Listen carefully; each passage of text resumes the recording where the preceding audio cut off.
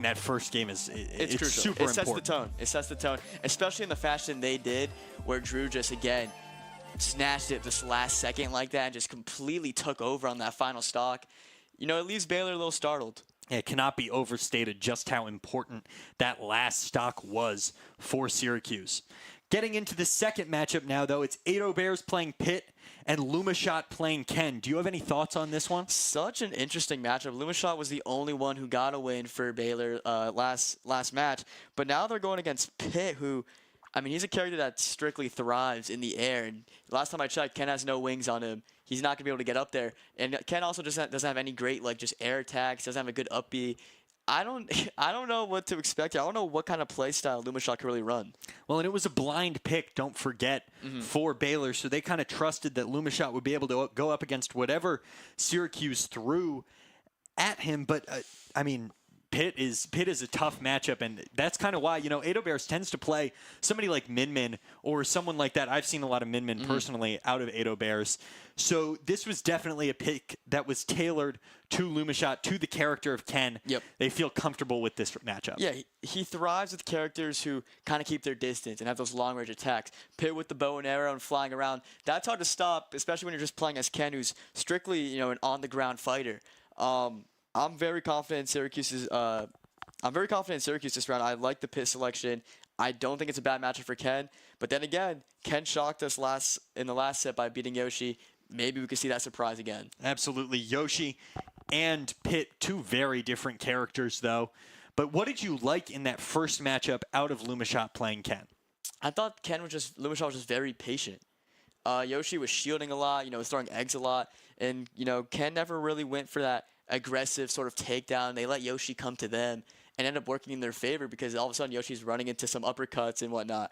I think Lumashot's got to stick with that play style if I had to guess, because with Pitt, he's flying around, he's shooting arrows, he's swarming at you. You know, you just got to find the right counter. And definitely, you know, but also if you're Ken, a close range fighter like that, you want to keep it in closer. I feel, especially against a more rangy character like Pitt, no? Yeah, I mean, you could say so. But I don't know, Syracuse, they're so talented right now, you know, it's hard to really calculate that. Well, we're getting into it now, and Ken already being aggressive, getting up in there, dealing a lot of percent early, but a good recovery, and manages to get a couple of percents off with it. Now, Pitt being able to be a little bit more aggressive. Ado Bears with some good edge guarding. It's going to be difficult for Ken to recover from that. He will. What scares me for Baylor is when the game gets taken to the air. That's when I really like SU's chances of taking over. And we saw it already. Pitt landed a couple combos that launched Ken up into the air, and it managed to, that's where most of the percents have come from so far. So Ado Bears really needs to keep that up. Ado Bears now looking for an opportunity to get Ken into the air again, and those upper platforms seem to be a really dangerous location so far from Ken. A good grab there from Lumashot sends Ado Bears off the edge. Good recovery, manages to deal a couple percent. Ken pretty high up on percent now, looking for that knockout hit now is Ado Bears. Hasn't been able to find it so far. Both fighters ranging up into percent. Good little shield there from Ado Bears. Now, up to 140% is Ken. 150, just looking for one final hit to end this thing. And there we go. Ken will not be able to recover from that one. Poor recovery put on display there. You know, I mean, Ken just doesn't have a ton of good recovery options, and that's what cost him. And I'm surprised that even before that, you know, Calamity had Pitt on the edge and didn't really take advantage of it. He didn't really push up and, you know, try hitting Pitt off screen. And so I got a little distracted there, but it ended up switching sides onto the other side of the stage, and Pitt took over. And Pitt's recovery has been really good so far. Ado Bears making great way to get back on stage, you know, dealing percents at the same time. It's recovery combined with attack, and that's been really impressive for Syracuse. Ado Bears keeping his distance, but a great kick from Ken, and that will even this thing back up at one stock off apiece. Again, even though Ken's playstyle is very limited, he's got that power. So if he does get one to two good hits like that, you're in a real threat of getting sent off stage like we just saw. And now already dealt a bunch of percents, managing to avoid those attacks really well. Good little beginning of a combo, but both of these characters just dealing huge punches back and forth. Now Pitt in a bit of a difficult position, all the way up to 90%. just needs to kind of, I mean, they're getting punished so hard on the ground right now by Ken. Yeah, you got to take it to the air. You got to take him to the edge. It's clear Calamity doesn't really want to play the edge game, so if I'm SU, I'd figure why not bring it there. An opportunity to juggle. No luck, though, there for Ado Bears. Really good. Getting some good percents here. All the way up to 129 is Luma Shot, trying to find that final hit, that knockout blow. But, I mean, Ken is such a heavy character. It's been really difficult. But there it is. Huge knockout for Syracuse. Let's see how far Ado Bears can take this second stock. Yeah, Calamity took a lot of damage on that second stop from SU. But Pitt was able to respond, turn defense into offense, sends Ken off the stage. Now just looking to deal as much percent as possible before that knockout, but the knockout is going to come there. And Ken on 37%, Pitt on 0. One stock remaining for each character. Ken is staying on the ground, and that allows him to get these huge hits off. We need to see Pitt go to the air here. Trying to juggle Ken up in the air. That's a good, right as you said it, good hit into the air, but Ken managed to get back on the ground. Definitely an area where Ken tends to excel a lot more. Luma Shot trying to keep this on the dirt, on that ground level. And even though Pitt thrives in the air, you know, SU, they seem comfortable on the ground. But I don't know, 1 to 2 hits from Ken and it gets really scary. Those arrow shots dealing some long range percent for Pitt. Gonna have to recover here. Good recovery. I mean, Pitt's recovery is some of the best. Yeah. Don't know what happened there, but yeah, Pitt has one of the better recoveries in the game, so SU safe. I mean, there goes Ken off the stage, and Ken can definitely be caught out off the stage with some good edge guarding. You know, the recovery is not super strong. Looking for that edge guarding here. Good arrow. Great arrow. And I don't think Ken's going to be able to recover. It's a win for SU, another 4-2 win, and the score goes to 8-4. The edge guarding really was the difference there, because that game, you know, a lot of it took place on the side of the map, and when Pitt, you know, was on the offense, we saw him being aggressive. We saw him shooting the arrows. We saw him trying to down spike him. When Ken was on offense, you know, he opted to stick on the ground, which makes sense, as, you know, that's Ken's play style. But that's why there's such a huge advantage in this matchup for the Orange. And, you know, full fairness to Ken, he was very strong on the ground for much of that game. He owned the ground for sure, and that's because he's a ground fighter. He has those strong attacks that if you step into them, he'll send you flying off the map. I'm surprised SU didn't really utilize the air attack more, but it just seemed like Pitt was very comfortable, so I'm not going to hate on that.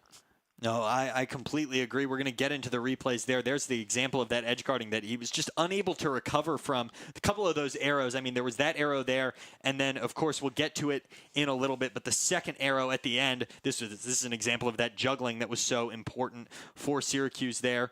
And just, I mean, a great knockout there. This is that final hit, though, for the knockout. Knocks him off stage, and then you're not going to see it there, but there was an arrow that just prevented, Luma Shot from recovering. Yep. It won the game for them. And once again, this is Baylor's second straight loss now that just slipped away. It was very winnable, and they fall just short. Another backbreaker. Maybe they have some optimism, but I don't know. After 2 straight losses like that, it is a pretty devastating feeling in the room. Yeah, so going into matchup 3 now, it is Mill Sharks playing DK against Howard the Ghastly playing Ike. Mill Sharks, of course, played very well in Game 1, walked out with a 4-2 win, whereas Howard got 4-0'd by Sarvi. Yeah, this game is just screaming wild card. It's going to be hard to read because, Howard got 3-stocked by Sarvi as Incineroar, and he switched it up, and now he's playing as Ike, which is a completely different skill set from DK. Yeah, we're going to look for a completely different style of play from Howard, and I mean, when you get 3-stocked, you kind of feel like, hey, I got to switch it up now. Yeah, like, that something's got to change. That was not all that great. You know, let's figure something else out. Instead of playing that heavy character, you know, that close range fighter Incineroar, let's switch it up with a sword fighter. And going against one of the heavier characters in the game, DK, that's going to be very interesting to see. Yeah, I would make the argument that DK is a lot more mobile than Ike. I think DK is faster. He has better aerial attacks. What makes Ike stand out from other sword fighters is he's a lot heavier. He's a lot stronger. He has better ground attack. So if Howard can utilize that, then it'll be in his favor. But DK is just such a unique character and it's so fun to watch and just has so much versatility in his skill set. It's going to be hard to stop. We're getting into it now, though. It's Mill Sharks versus Howard the Ghastly, and Mill Sharks already being super aggressive with that big body. Getting juggled around now, though. That sword fighter doing what he does best, you know, getting in quick, dealing quick hits. A good parry there from DK, and manages to deal a couple percent. Kind of took the advantage there real quick. Managed to avoid the recovery there. That was good knowledge of Ike's skill set. Yeah, I love seeing Ike edge guarding. I think he's one of the better characters in the game when it comes to that. Because of that move in particular right there that we just saw, that little up and down slash attack. Oh, and there's the grab. He's going off stage yet again. Going to be difficult to recover, and Ike's recovery is just not going to be good enough. Boy, when DK throws you over the shoulder like that. I mean, what can you even really say? What can you say? We've seen it so many times now. It's an unguardable move once he gets you. Yeah, there's hardly any way to break out of it. And DK knew exactly what he was doing. Gets a huge hit in there. Now trying to edge guard. Gets a good edge guard there. We'll see if Ike can recover. He can, but immediately grabbed. Wow, good recovery from Ike to get out of that grab. DK got the knockout animation with that punch, but it didn't go through. But I gotta say, that was beautifully timed. And then immediately gets a great grab off the other side and made the most of this stock. He was at pretty high percents heading into Ike's second stock, and he did a really good job, dealing as much percent as he could before he got knocked out. There's the knockout, but Ike already on 99%. Yeah, it's not looking good for the Bears. Oh my goodness, we couldn't even see what was happening. And a huge knockout there for Syracuse, and they're just one stock away now from winning this thing. Yeah, an off-the-stage knockout, and DK is just having fun in the air now, and that's what makes him so... And Ike completely SDs, no chance to survive, and Syracuse is going to take this match, or this game, 4-1, and we will also take the match overall against Baylor. That is already 12 points, so that it is completely impossible to recover from. That's 3 wins. Nothing Baylor can do now. Yeah, that final stock kind of interrupted us, but I don't know if that was just a miscue. He missed the stage, or was just giving up, but DK completely dominating that round. I mean, definitely seemed like, here's that iconic DK grab. Just no way for Ike to recover. Definitely took advantage of that less great recovery DK did, taking Ike way off stage. That was the main thing. And there's the SD from Ike. We don't know if it was like a miss input or something like that, but that will do it, and that will let Syracuse win this match. Of course, we'll have that last matchup. It's Talia playing Yoshi against Trickster playing Mario, but effectively that mathematically eliminates the Baylor Bears. Yep, and you got to feel really good if you're the Orange, not just because you won, but you had no Sarvi or Syrup in this lineup, and you looked 10 times more dominant in set 2 than you did in set 1. Yeah, really impressive. Two of your best players go out and you come out swinging yet again. Really shows the depth that this team has and shows why they're primed to compete. They were top 2 in the preseason PEC coaches poll, and they're proving why right now. Again, and Baylor's 0-4, so it's not like the most impressive win on the book, but Syracuse, they're not toying with their food. They're looking good against them. They're doing what they have to do. It's an impressive win no matter what. It's a win's a win. It's +1 in the win column, the W column. And this is going to be a really interesting matchup here. It may not matter overall for the result of the game, but it's a good confidence builder both for Talia and for Syracuse if you can take a win here. And Trickster, did some impressive stuff in set 1, so it'll be cool to see how that goes. Yeah, I was hoping this game would mean a little more because I think it is a chance for both of them to kind of, post this statement. But it's still going to matter, mentally. I feel like Talia was the only person who dropped a set last game. So if they could bounce back and take one here, again, like you said, that'll be huge for the confidence. Meanwhile, Trickster, we don't know much about Trickster's game, but they got a stock over Syrup. Maybe they kind of put the conference on notice with a win here. Absolutely, kind of trying to establish, Baylor's a first-year PEC program, trying to establish Baylor as a legit PEC program. They've got that great Rocket League team, but kind of trying to show off the other 3 games and, kind of try and build a reputation there. They've already got a reputation in Rocket League. They dominated Syracuse earlier this week. It was an incredible performance. And now we're kind of seeing that Syracuse can take them in the other matches, in the other categories. Baylor wants to grow the brand. You want to focus on all 4 teams here, and, Smash is one of them. You want to, start getting big on that. I know they're 0-4. It's been a rough start. They haven't had the easiest schedule, though. And it's not like their reputation is completely down the drain. They fought hard. The score might not show it, but they have had their moments here. The first 2 games of set 2, those were both winnable games. They went back and forth, and Syracuse just kind of locked in, especially for those last stocks. It was really impressive mental fortitude from Syracuse not to let the game slip away. And, that's kind of what the closeness, the bond that this team has is so important. They pick each other up. They're always out there. They're shouting. You can hear them from even in here. In game, when something good happens, you can hear him cheering, especially Sarvi. He's a loud supporter of his teammates. Yeah, and you got to love it. I mean, when you have so many players on the team, it allows you to play against each other, get better, improve, teach your teammates, if your coaches like Sarvi, teach your players and whatnot. And when you're cheering for them like that too, I mean, it just adds to the overall morale of the team. And when you're winning, that's going to carry over from week to week. Absolutely. Syracuse now, despite dropping week 1, is now on a 3-game win streak. In actual games that they played, there was a forfeit from the team a couple weeks back. They don't have a smash team. I believe it was Utah. But now 3 wins in games that they've actually played in a row. And you're really starting to build something. You're getting the boulder rolling down the hill. Yep. Yeah, absolutely. And when you're, already this deep into the season, that's crucial. Teams are starting to either find their stride or starting to fall apart. And SU is luckily on the better half of that, where they're climbing up the standings. Certainly, as you said, finding that stride. It's going to be interesting in semester 2 when they get a chance to play against Michigan State. Again, a team that really took them to task. Really excited to see how that matchup will go. Yeah, the schedule was a little weird for Syracuse because you're kind of playing against the best early on, and usually you want to get kind of tested first before you take on the bigger challenges. But, you just got to live and learn from it and, build off from there. Yeah, we're getting into it now, though. It's Talia playing Yoshi versus Trickster playing Mario. We'll see exactly how things go here. Talia getting juggled around a little bit early. Let's kind of deal some percent to each other there in the middle. Talia trying to start a combo, but Mario has some great combo ability. Oh, yeah. Similar to his brother Luigi. I mean, Luigi is one of the most well-rounded characters in the game, but so is Mario. Yeah, and Mario's got one of my favorite down Bs in the game, too. So if you could get Talia on the side of the stage and in the air and ground that, it'll be fun to watch. Good little chomp from Talia there.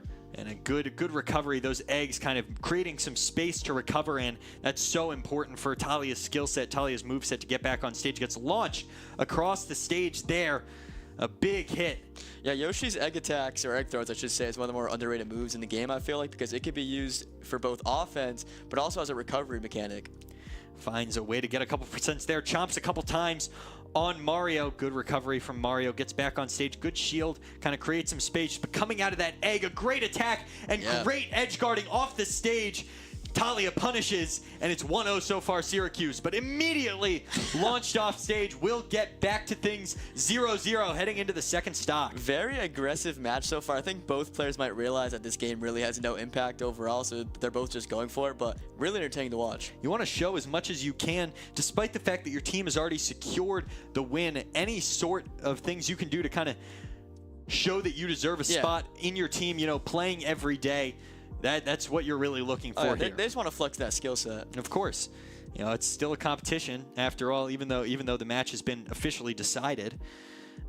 Going back and forth now, both kind of in those middle percents, not really looking for a knockout hit yet, just looking to deal a couple more percents. We see Mario spamming that ground B.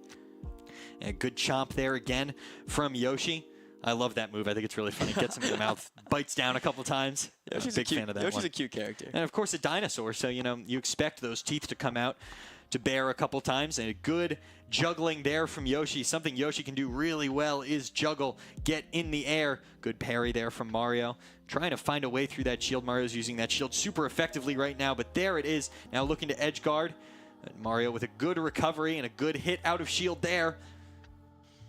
Now trying to find just a little bit more. Both kind of starting to be in that knockout range. Yoshi deceptively heavy, though, can stay alive a little bit longer than Mario. Good cape from Mario to deflect that egg back. And immediately a huge hit. Wow. Yoshi's down to that last stock. The same hit has gotten Talia twice now. That low up A. Yeah, just a very aggressive match. We see Mario at 128. They are going blow for blow right now. And now if you're Mario looking to deal as much percents before you inevitably get knocked out, there is the knockout. Didn't even get the animation, but it's such high percent, Yep, and it comes down to the final stock again. I feel like even though the game doesn't matter, this is huge for Baylor because they dropped the first 2 games exactly like this. You don't want to get strike 3 now, all right?